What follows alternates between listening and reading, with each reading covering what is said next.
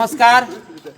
आज हम लोग जनसुराज पार्टी के साथी लोग और हमारे पार्टी के जो प्रत्याशी रह चुके हैं सूरज जी हलसी प्रखंड के खैरमा गांव आए हैं और यहां आकर के यहां के युवा साथियों से मिल करके एक संवाद किए हैं कि भाई जिस मुद्दा को लेकर के जनसुराज विधानसभा चुनाव में अपनी लड़ाई लड़ने का प्रयास किया तो वर्तमान सरकार जो अभी बनी है जिसको अपार जन समर्थन मिला है, क्या वो सरकार उस मुद्दा को लेकर के चल रही है?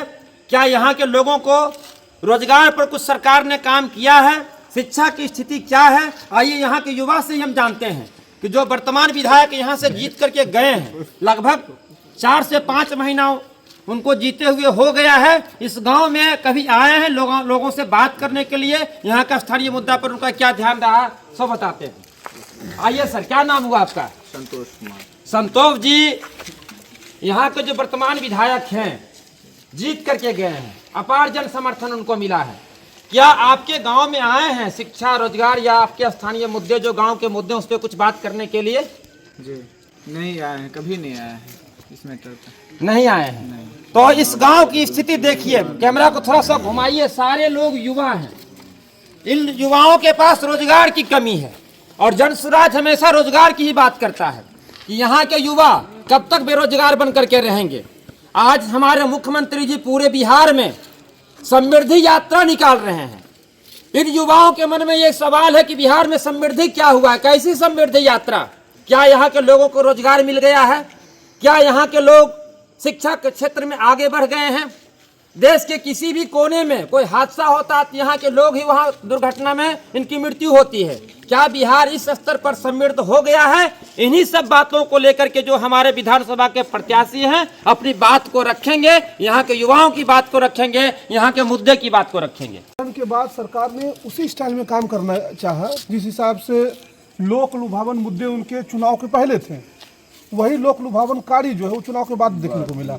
पहला उदाहरण देते हैं, अलग अलग जगहों से अतिक्रमण हटाने का दौर चला। मतलब भ्रष्टाचार नहीं हटाना है, अतिक्रमण हटाना है, भ्रष्ट अधिकारियों को नहीं हटाना है। सड़क पे जो गरीब है उस पे निशाना पहले साधना शुरू किया। मैं इसके समर्थन में नहीं हूं कि सरकारी जमीनों का कब्जा किया जाए, लेकिन उसके बाद क्या हुआ? आज आप चले जाइए विद्यापीठ चौक पे। विद्यापीठ चौक पे 3 महीने से 4 महीने से एक नाले का निर्माण हो रहा है। उस सरकारी अतिक्रमण के खिलाफ क्यों सरकार एक बार भी नहीं बोली? और ऐसे मुद्दों को टच किया गया जिससे तुरंत जो है वो बुलडोजर स्टाइल, तो ये स्टाइल तो वो स्टाइल, जिससे लगे एक मैसेज जाए कि एक मजबूत सरकार बन गई है। और 1 महीने बाद क्या हुआ? आज वो मुद्दे कहाँ हैं? कहाँ वो मुद्दे गौन हो गए? शिक्षा की बात आई। शिक्षा के ऊपर ये बताएं कि पिछले 4 से 5 महीनों में इन्होंने कौन सी नई योजना शुरू की? चुनाव जीतने के बाद समृद्धि यात्रा करना जो है बड़ा सरल है, वो भी तब जब आप मुख्यमंत्री का सीट छोड़ के राज्यसभा में जा रहे हैं। समृद्धि यात्रा के माध्यम से पूरी दुनिया को बताया जा रहा है कि बिहार समृद्ध है। किस मामले में समृद्ध है? शिक्षा में आज भी हम उतने ही पीछे हैं। और उसको लेकर कौन सी योजना बनाई गई? कोई योजना नहीं है। रोजगार को लेकर क्या योजना बनाई जा रही है? कोई योजना नहीं है। किसानों का पैक्स जो है, पैक्स के माध्यम से किसान जो अपनी इस क्षेत्र में, विशेष करके मैं जहां अभी खड़ा हूं हलसी प्रखंड में, यहाँ के लोगों का धान खरीदारी नहीं हुआ है। मतलब इतने छोटे छोटे विषय हैं जिस विषय पे बात किया जाए, जैसे नहीं ब्रिटिश इरा में वो होता था 3 कठिया मजदूरी, तो गांधी जी जाकर आंदोलन किए और किसान मजबूर थे, जो है उनको 2 वक्त की रोटी नसीब नहीं हो रही थी। आज अगर किसी किसान के पास 5 से 10 कट्ठा जमीन होगा तो वो मजबूर होगा, 1 वक्त का खाना उसको नहीं मिल पाएगा। सबके पास तो 10 बीघा खेत नहीं है, सबके पास नहीं है ना। 10 से 20 कट्ठा जमीन अगर किसी के पास होगा, 1 बीघा तक का जो जोतेदार होगा, वो विवश होगा कि भोजन क्या करे सुबह में, भोजन क्या करे शाम में, विवश होगा भी। लेकिन उसके लिए कोई योजना है सरकार के पास? क्या सरकार बड़ी बड़ी बातें केवल कर रही है। और अब गठन के लगभग 4 महीने जो है वो सरकार के पूरे भी हो गए हैं। सरकार जब बनी है इतनी पूर्ण बहुमत के साथ, हालांकि भले मुख्यमंत्री बदल जा रहे हैं लेकिन फिर भी बहुमत तो उतना ही है। तो पूर्ण बहुमत के साथ जब सरकार बनी है तो इन विषयों पर आके काम करें, नहीं तो वही पुराना फंदा है उनका।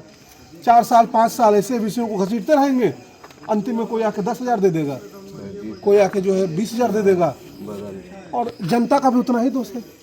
जनता के बीच जाके जब हम इन विषयों को उठा रहे थे, जनता को उस समय शायद हमारी कमी रही होगी, समझ नहीं आया, लेकिन अब फिर हम लोग जनता के बीच जा रहे हैं। हमको लग रहा है कि और जो पार्टियां चुनाव लड़ी है उनसे भी कोई लोग नहीं आ रहे हैं, लेकिन हम लोग जो है वो जाना शुरू किए हैं फिर से लोगों के बीच, और सबके लिए एक संदेश है।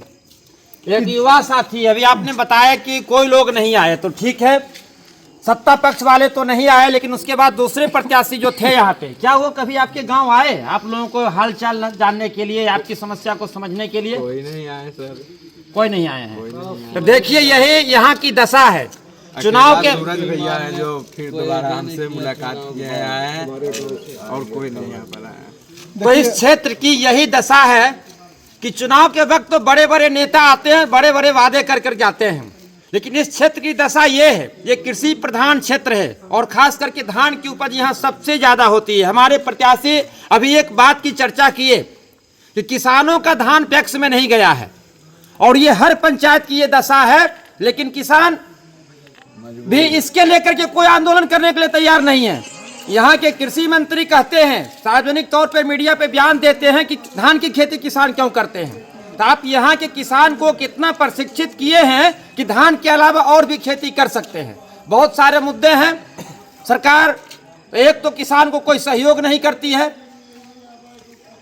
उनको न खाद समय पर मिल पाता है, न बीज बढ़िया क्वालिटी का मिल पाता है, लेकिन ये लोग अपने पसीने से जो फसल को उपजाते हैं उसकी खरीदारी भी सरकार नहीं कर पाती है। ये यहाँ के लोगों की दशा है और दुर्दशा है।